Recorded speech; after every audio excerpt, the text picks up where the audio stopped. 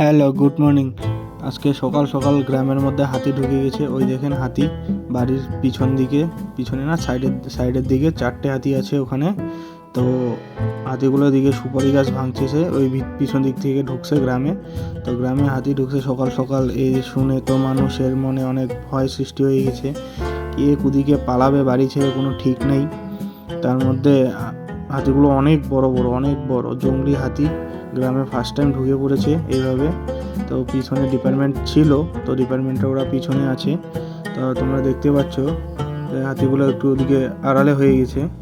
তো এই দেখেন বাড়ির ছাদের উপর থেকে দেখেন হাতি, যে একটা, ওই যে পিছনে আরও আছে, এটা ছোট বাচ্চা, 2টা 3টা, আর একটা আছে ওই যে দাঁত আছে ওটা 4টা। এই 4টা হাতি দেখতে পারতেছেন আপনারা। বিভিন্ন জায়গা থেকে ভিডিওগুলো শ্যুট করা হয়েছে। আর দেখেন সুপারি গাছ ভাঙে নেই। তো 4টা হাতি ওদিকে চলে গেল বাড়ির পিছনে।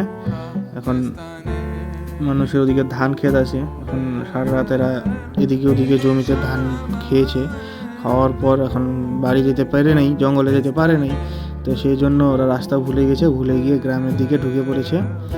তো বাড়ির পিছন দিকে এইদিকে সুপারি গাছ অনেক কটা ভাঙছে, লোক অনেক হই করছে, অনেক লোক, অনেক, 1-2 জন না, পুরো গ্রাম ভেঙে আসে, পাশের গ্রামের লোকও ভেঙে আসে হাতি দেখার জন্য।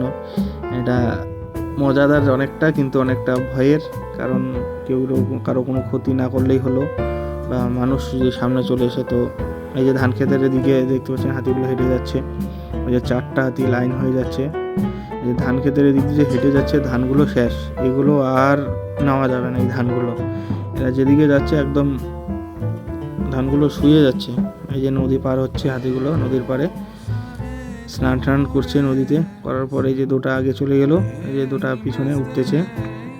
দেখো কত ভয়ানক জিনিস আমাদের গ্রামে চলে আসে এই নদী পার হওয়ার পর সাইড থেকে।